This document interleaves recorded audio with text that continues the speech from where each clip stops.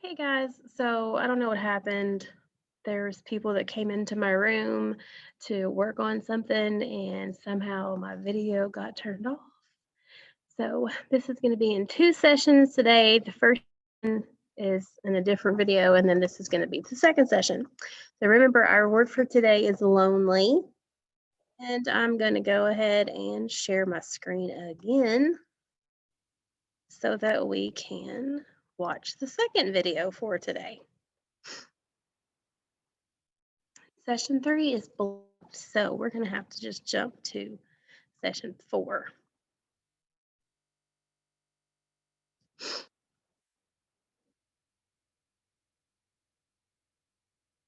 Hi, and welcome to the Junior Achievement Building Blocks program. I'm Dr. Jenkins, and I'm here with a very special guest, Mr. Paul Young. Welcome. Thank you for having me. So we are going to start like we always do. I'm going to share a little bit about myself, and then Mr. Young will share a little bit about himself. So here are two pictures.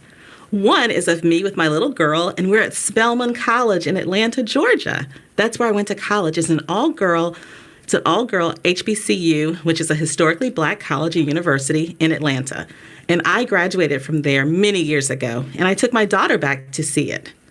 And then here's a picture of some flowers. I love to receive flowers. They're so pretty and they smell great. So those are two things about me. Would you like to share about you, Mr. Young? Sure, I would love to. So in this picture, you see me and my family, my wife Jamila, my daughter Zoe, who's 9, and my son Paxton, who is 5.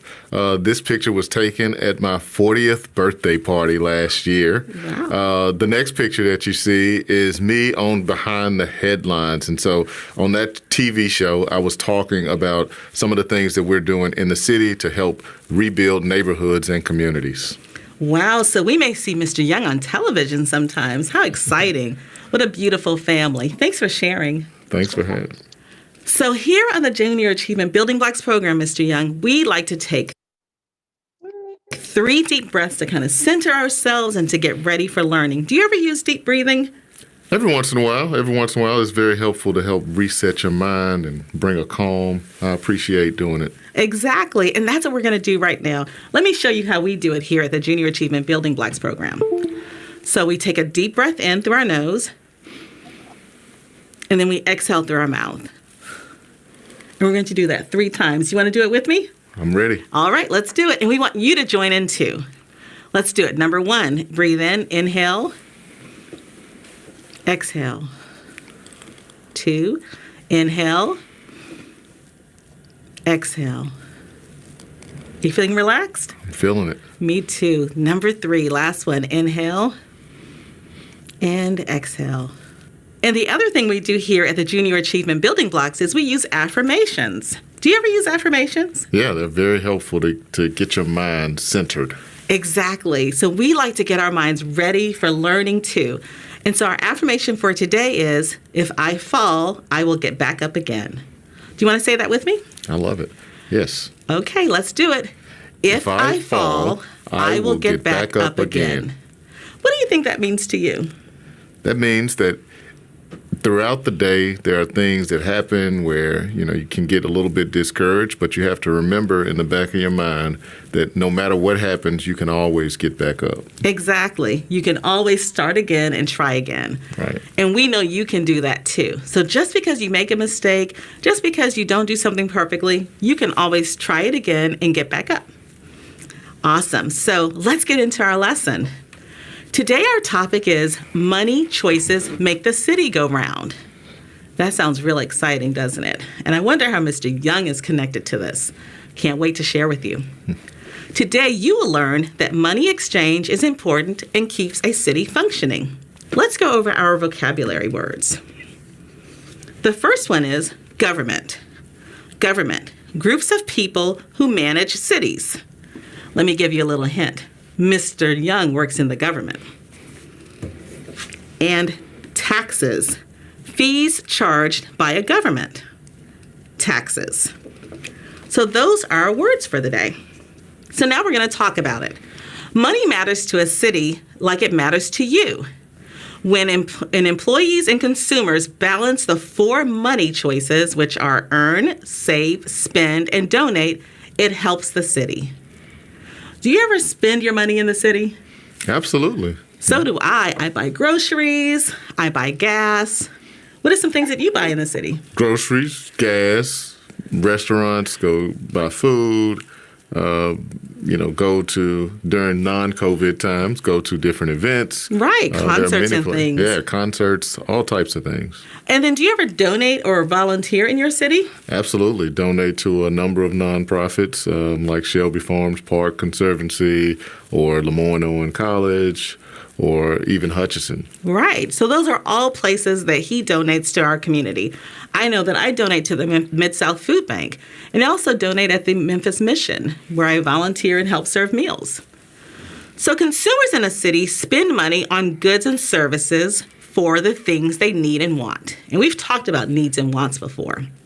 So what are some of the goods and services that a city might need to provide to the people who live in the city and who work in the city? What are some of those services? Yeah, so the city provides a lot of critical services. So things like utilities. So when you turn on your lights at home, that comes from services that government provides. When you turn on the water, those are things that the government helps to provide. When you drive down the street, government takes care of the streets. We ensure that the trash is picked up. All of those things are things that government takes care of for the citizens. Wow. So who knew that? That's such a good information that just turning on the water in your house to brush your teeth, that is a service that's provided by the city. So, Mr. Young, when you were a little boy, did you think you were going to work for the government? I didn't. I didn't know what I was going to do. I wanted to play basketball, but I wasn't. I wonder quite. how many of our friends out there wanted to play basketball. Yeah, I tried, but it just didn't work out for me. So I really had to try to figure out what was I good at. Mm-hmm. I was pretty good in math. I finished college in engineering, and so I was a strategic thinker. I thought of things in a very linear way, but I still couldn't really figure out what was going to be my next step. And so I had an interesting experience where, I was listening to my mom at church one Sunday, and she talked about the purpose-driven life and how everything that we do in life should lead to helping someone else. And so I tried to think about that with regards to my career path. And so how could I find a career or a job where I was giving back to someone else, but I was also doing something that I loved and enjoyed. And I knew that I really liked real estate. And so I really stumbled upon this career path called community development and helping to use real estate to help rebuild neighborhoods and communities. And so that really helped me find my passion. And I feel like that's my purpose on earth, is to help other people redevelop their neighborhoods and communities. Wow, that is such a noble effort. And I wonder, when you were a little boy, did you ever think about your neighborhood? Absolutely. I would, my neighborhood, I grew up near the airport over in the Oak Haven area of the city. Mm-hmm. And it was a beautiful neighborhood when I was growing up. And, I had a lot of friends that I would go outside, ride bikes with. We'd play basketball. We'd do all kinds of things in my neighborhood, and it was a beautiful place. And over the years, things started to decline. And so, and what I mean by decline, it was some of the houses didn't look as good as they used to. You could tell no one lived there, so it was abandoned, and the grass was growing up really, really high, and windows were beginning to get busted out. And so you could tell that there were things that were happening in the neighborhood that led to the neighborhood not being as beautiful and as vibrant as it once was. And so I always wanted to figure out, how can I bring that energy back to my neighborhood and community? And so that's what drove me into the path that I'm in now. And that path is really around urban development and city planning, right? Absolutely. And what is urban development and city planning? So urban development just simply means just developing in cities. How can you live in a city and create spaces where people feel that energy, that vibrancy? When they go outside, they feel like they're in a space that they're connected to. That's part of what urban development is. How can you ensure that buildings and projects are built in those communities?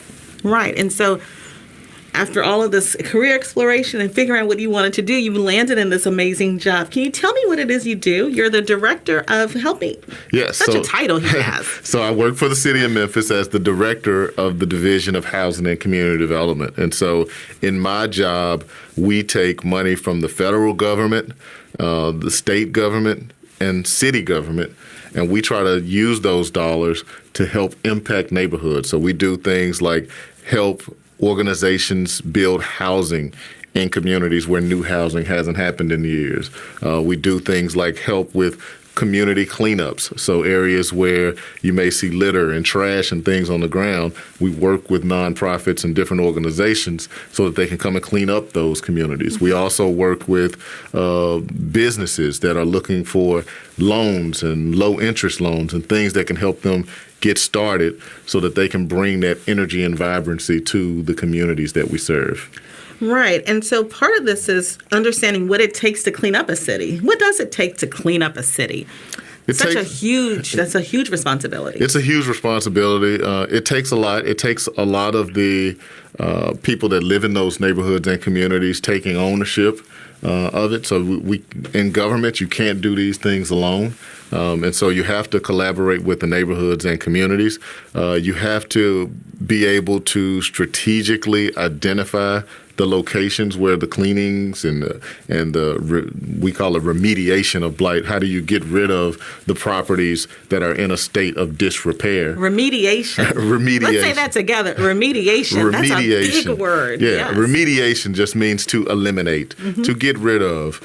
How do we get rid of things that are unsightly in our neighborhoods and communities? And so we have people on our teams that go out and they examine where blight is located, and then our department comes in and we try to apply funding dollars, those taxes that we talk about, those taxes, we try to put that to work by building new things in those spaces where blight formerly existed. And you're really trying to help families have a safe, quality housing to live in, right? And something that they can afford to live in. And how do you do that?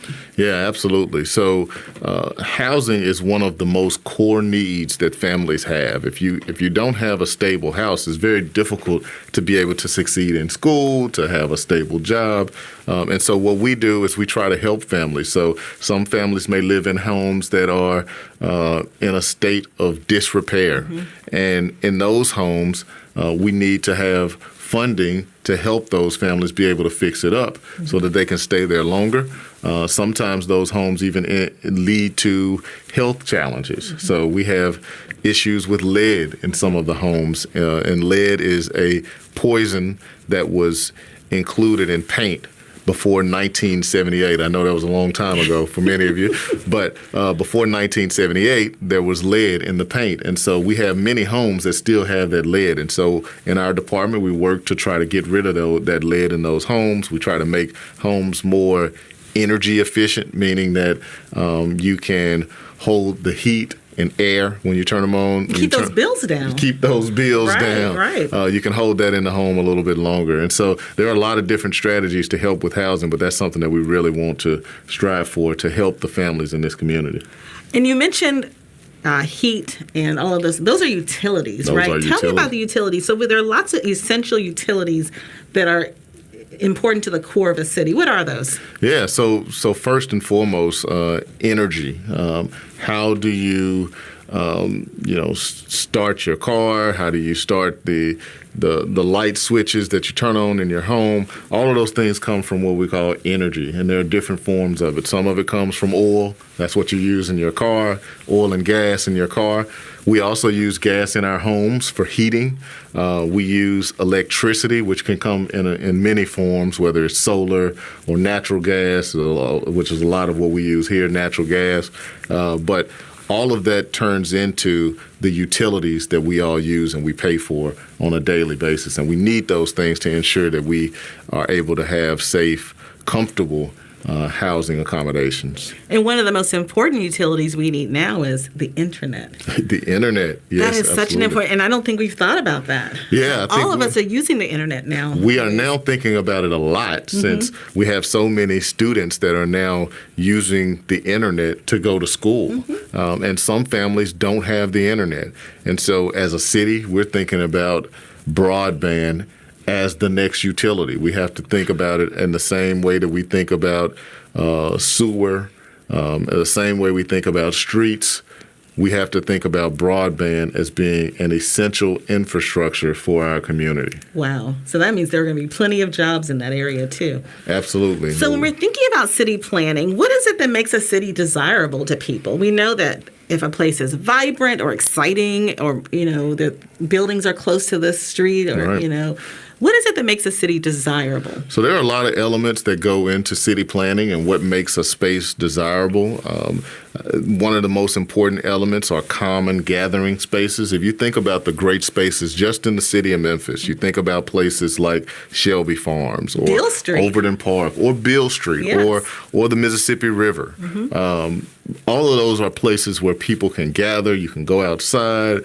You feel a connection to those spaces. You think about development and buildings, the things that make you feel like, I want to be in this neighborhood. I want to be in this place. A lot of times that means that the buildings are closer to the street and there's a nice sidewalk for pedestrians to walk around. Those are the types the of spaces. architecture. The architecture, the way the Yes. buildings look. Does it look cool? Does it look like a place the that's pyramid. comfortable? The pyramid, the Yes. unique things from a design perspective can really help make a city desirable. And those are the types of things that we try to do in our division. So we just talked about some of our favorite parts of the city. Shelby Farms is one of them. Shelby Beale Farms. Street, and then also just Midtown. That's another fun area. in Midtown is Memphis. very, very cool. Overton Square, Cooper Young. Yes. There's so many gems in our community. So we've just talked about what is it that makes a city desirable. So I wonder if it would be kind of fun for us to design a city. For us to think about what would a city look like if we were the designers or the city planners or the urban developers. What would our city look like? So why don't we draw a city together? All right, so let's build a city. So you're going to need some crayons, a pencil, either a ruler or a book with a sharp edge, and of course you're going to need some paper. So I started drawing my city. It's not perfect, but it's fun. Let me tell you about my city, Mr. Young. So my city has water in the middle because I love water. And I think that everyone should explore and enjoy the water. So I have businesses over here, houses, apartment buildings, and even the school is nearby, and a playground. And the roads are around the area. So I have lots of green spaces, and I'm going to finish building my city. You want to start yours? Yes. I think I'm going to put a pet store. And I'm going to add some details to my school. What do you think is important to your city? I think having green space is going to be the first element for me. And then I also want to ensure that I have nice buildings along that green space so that people can actually access it in a shared way. So Right, that we talked about that. What did you call that? Community spaces? community spaces. It's important that you have a lot of community spaces that can be shared so that people can gather, so that people can interact. That's really the hallmark of creating neighborhoods. Yes, I love that. And I think that having good roads, which is why I have nice roads going all through my city, roads and having a school is very important. The school is really important so that the people that live close to the space are able to have schools in close proximity. We also want to have commercial spaces, so places where people can shop and get groceries or go to the dry cleaners. All of those are things that are really important. I put a pet store over here, and I really like the fact, and I think I'm going to add a walking path because I want my students in my school to be able to walk to the water. So I think I'm going to do a walking path this way, I like that. connecting that to my, and that way they could do science experiments at the water. They could do they could paint pictures at the water, kind of do water, experiments and things like that. But I also like the fact that my neighborhood is such that my families who live in either apartments or houses can walk to school. Yes, that's a hallmark, is ensuring that people have the ability to walk. It increases health, but it also increases opportunities for interaction, which is what people really need to be healthy. Exactly. I love that. Well, I hope that you will draw your city and make it include all of the things that are important to you. And then next time we meet, guess what? We're going to have an architect and we're going to actually build our cities up with all kinds of upcycled, recycled items. That's for another episode, though. But enjoy drawing your city today. So we've had so much fun designing cities today. We've enjoyed having you, Mr. Young. Thank you for coming. Thank you so much for having me. Well, we are going to talk about what we've learned today, because in JA Building Blocks program, we like to write in our journal to kind of document what we did today. So we've talked about all of the wonderful things that you do in our city around utilities and city planning and developing our city. So we're thinking about how we can remember what we learned. What do you think we could write in our journal?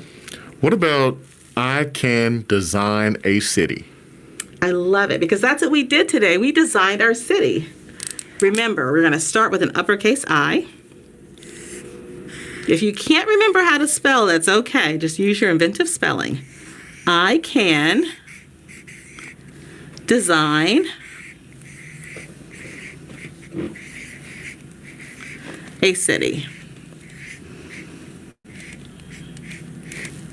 I'm going to use an exclamation point because I enjoyed this today. And I'm going to underline design because that's what we did today. So thank you for joining us. We've had so much fun today. We hope you will come back and join us again at the JA Building Blocks program. Take care. Okay, so that is the end of our second video for today.